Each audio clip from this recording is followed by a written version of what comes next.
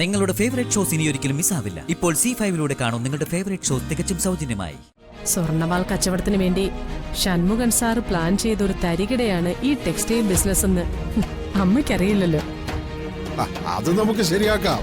അതിനു മുമ്പ് എനിക്ക് ആ വാളൊന്ന് കാണണമല്ലോ മാഡം. എവിടെയോ കണ്ട് പരിചയമുള്ള പോലെ. ഞാനങ്ങനെ പുറത്തിറങ്ങാറില്ല. അതെന്താ പുറത്തിറങ്ങാത്തത്? നാട്ടുകാരെ പേടിയാണോ? അതല്ല. പക്ഷേ കുട്ടിയെ ഞാൻ കണ്ടിട്ടുണ്ട്. എവിടെയെന്നറിയില്ല. എന്താ പേര്? മുംതാസ്. ആ, മുംതാസ്. മുംതാസ് മുംതാസിനെ പറ്റി ഞാൻ ഒത്തിരി കേട്ടിട്ടുണ്ട്.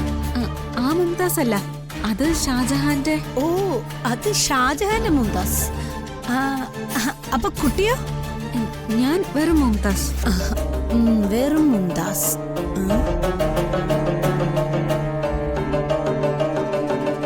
വെറും മുംതാസ്.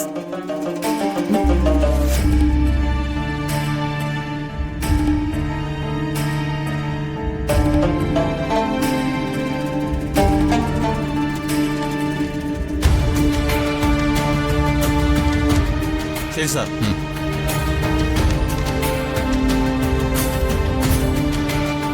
ആ, നിന്റെ പേരെന്താണെന്നാ പറഞ്ഞത്? വൈശാഖ്. വൈശാഖ്. നിന്നെ ജാമ്യത്തിൽ എടുക്കാനൊന്നും ഒരുത്തനും ഇങ്ങോട്ട് വന്നിട്ടില്ല. അത്രയ്ക്കും നല്ലതായിരിക്കും നിന്റെ സ്വഭാവം. നിന്നെ ഇവിടെ പിടിച്ചിട്ട് ഇതൊരു വലിയ കേസാക്കി മാറ്റാനൊന്നും ഞങ്ങൾക്ക് ഉദ്ദേശമില്ല. നിന്റെ ഭാവി നശിപ്പിക്കാനും പോലീസിന് താല്പര്യമില്ല. അതിനൊന്നും ഞങ്ങൾക്ക് സമയവുമില്ല. എന്താണ് കലിപ്പിച്ചു നോക്കുന്നത്? ഒന്നുമില്ല സാറേ. എടാ, നീ നല്ലൊരു ചെറുപ്പക്കാരനല്ലേ? നല്ല ആരോഗ്യമുണ്ടല്ലോ. നിനക്ക് മാന്യമായി ജീവിച്ചൂടെ? നിനക്ക് വീട്ടിൽ വേറെ ആരൊക്കെയുണ്ട്? അച്ഛനും അമ്മയുണ്ട് സാർ. എന്തിനാടാ ജന്മം തന്ന മാതാപിതാക്കൾക്ക് തലവേദന ഉണ്ടാക്കി ഇങ്ങനെ സാമൂഹ്യ വിരുദ്ധനായി ജീവിക്കുന്നത്? ഇതൊരു വാണിംഗാ. ഒരു കാര്യം ഞാൻ പറഞ്ഞേക്കാം, മേലാൽ ആ വർക്കിംഗ് വിമൻസ് ഹോസ്റ്റലിന്റെ പരിസരത്ത് പോലും നിന്നെ കണ്ടേക്കരുത്. മര്യാദയ്ക്ക് അടങ്ങി ഒതുങ്ങി ജീവിച്ചോണം. അതല്ല നിയമത്തെ വെല്ലുവിളിച്ച് ഇതുപോലെയൊക്കെ മുന്നോട്ട് പോകാനാണ് നിന്റെ പ്ലാനെങ്കിൽ ഇടിച്ച് നിന്റെ നട്ടലൊടിച്ച് കളയും ഞാൻ. പറഞ്ഞേക്കാം. എഴുതി മേടിച്ചിട്ട് പറഞ്ഞു വിടറോ. സാർ വാ.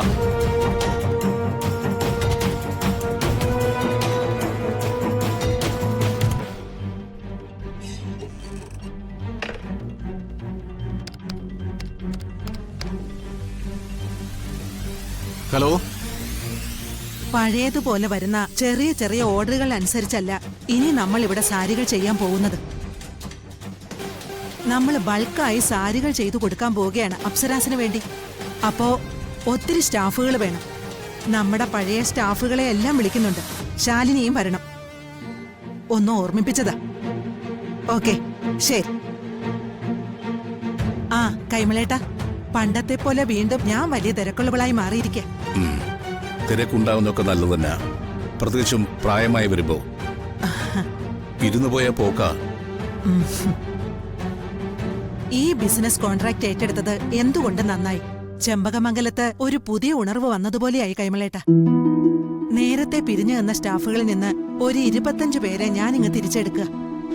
വർക്ക് ലോഡ് അനുസരിച്ച് കൂട്ടണമെങ്കിൽ കൂട്ടാം, കുറയ്ക്കണമെങ്കിൽ കുറയ്ക്കുകയും ചെയ്യും. പുതിയ മെഷീൻസ് ഒക്കെ വേണം. അതിനൊക്കെ ഞാൻ ഓർഡർ കൊടുത്തു. ഹാ, പണം കുറെ ചെലവായി. ചെലവാവട്ടെ, തിരിച്ചു കിട്ടുന്നതല്ലേ. ഹാ, കൈമളേട്ടൻ എന്താ മിണ്ടാതിരിക്കുന്നേ? ഞാനെന്ത് പ്രത്യേകിച്ച് മിണ്ടാനാ? ഇതൊക്കെ ബിസിനസ് അല്ലേ, നടക്കട്ടെ. കൈമളേട്ടന്റെ ഈ മറുപടിയിലുണ്ട് ഇതിനോടുള്ള അനിഷ്ടം.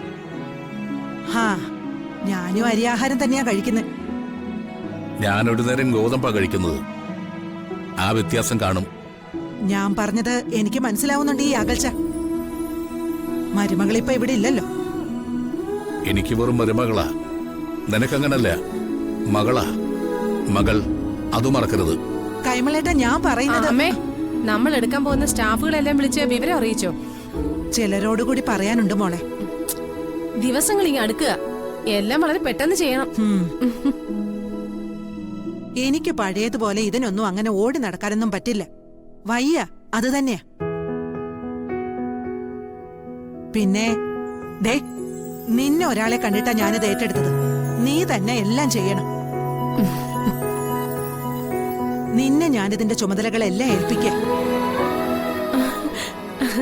അമ്മ എന്ത് ഉത്തരവാദിത്തങ്ങൾ തന്നാലും ഞാനത് സന്തോഷത്തോടെ ചെയ്യും.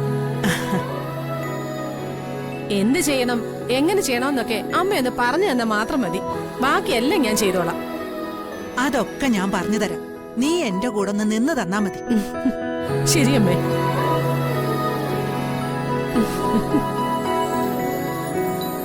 അച്ഛനെന്താ ഇങ്ങനെ മുനിയെ പോലിരിക്കുന്നേ? ആ, കാട് കയറാൻ പോവുക. വയസ്സായില്ലേ?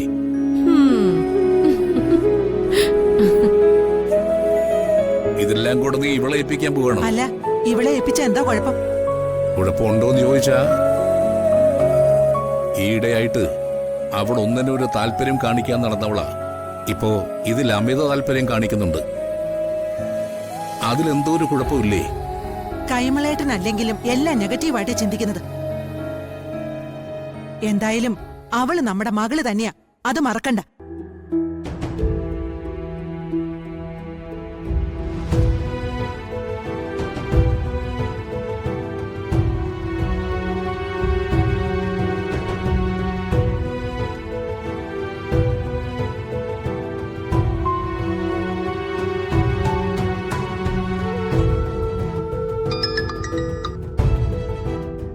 ഹലോ.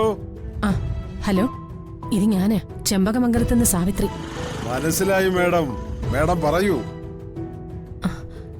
അതെ, നമ്മുടെ ബിസിനസ് ഡീല് ഒന്ന് സ്പീഡാക്കണം.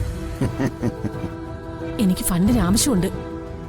സ്പീഡാക്കാലോ മേഡം, എനിക്കെന്താ കുഴപ്പം? ഷൺമുഖൻ സാറിന് ഇനി ഇങ്ങോട്ട് വരുന്നതിൽ ഒരു കുഴപ്പമില്ലല്ലോ.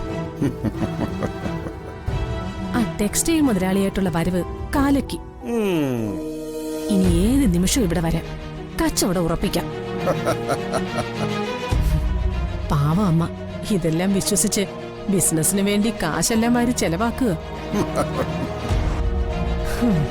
സ്വർണമാൽ കച്ചവടത്തിന് വേണ്ടി ഷൺമുഖൻ സാറ് പ്ലാൻ ചെയ്തൊരു തരികിടയാണ് ഈ ടെക്സ്റ്റൈൽ ബിസിനസ് എന്ന് അമ്മയ്ക്കറിയില്ലല്ലോ. അത് നമുക്ക് ശരിയാക്കാം. അതിനു മുമ്പ് എനിക്ക് ആ വാളൊന്ന് കാണണമല്ലോ മേഡം. ആ, അതെ, അമ്മയോട് ബിസിനസ് ഡീറ്റെയിൽസ് സംസാരിക്കാൻ വേണ്ടി ഒരു വരവ് കൂടി വരൂ. അപ്പൊ സ്വർണമാള് കാണാം. ഓക്കെ, ഇനി അത് നീട്ടിക്കൊണ്ടു പോകാൻ പറ്റില്ല. ഞാൻ ഉടനെ തന്നെ എത്താം. അതെ, 100 കോടി മതിപ്പ് വില വരുന്ന വാള. വിലയുടെ കാര്യത്തിൽ ഒരു വിട്ടുവീഴ്ചയും പ്രതീക്ഷിക്കരുത്. ആദ്യം വാളൊന്ന് ഞാൻ കാണട്ടെ.